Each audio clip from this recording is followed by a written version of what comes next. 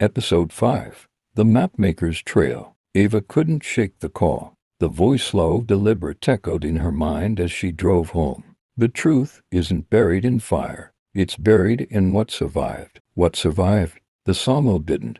Grace didn't, or at least, hadn't resurfaced. At her cottage, Ava pored over the blueprint from the tin box again. It wasn't just a schematic of the mill, it extended into the woods. A faint dotted line connected the mill to a cluster labeled Surveyor's Cabin. The marking was hand-drawn in red ink, and beside it, Keep Hidden HT. HT, Harold Timmins. Ava remembered the name from old letters in her grandmother's attic. He was a land surveyor and cartographer for Sawyer Timber, obsessed with documenting Pine Creek's terrain before the company folded. He disappeared shortly after the fire. His name had barely come up in Grace's journals until now. The next morning, Ava hiked into the woods, following the old surveyor's trail from the blueprint. It was slow-going, overgrown, and rarely traveled, but as she crested a low ridge, she spotted it, a moss-covered cabin nestled between two cypress trees,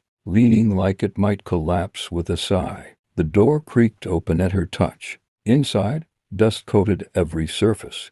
A broken lantern, yellowed maps, and a field notebook lay on the table. She flipped through the pages, filled with Timmins' cramped handwriting. March 16, 1985. They don't want the maps finished. Said they'd handle it. Too much at stake. But I made copies. Hid them deep. If something happens to me, they'll know where to look. Just follow the ridge. Ava looked up, heart pounding. The ridge, she was already on it. Grabbing the notebook, she stepped back outside and followed the narrow crest until she reached a split rock formation shaped like an open book. Tucked beneath it was a rusted tin cylinder. Inside, tightly rolled maps and a note. For the one who finds this, the mill fire was no accident. I saw what they stored beneath the mill, the chemicals, the drums. I tried to warn them. They buried it. They buried everything, including her. Ava's fingers trembled. Was Timmins referring to Marla, or someone else?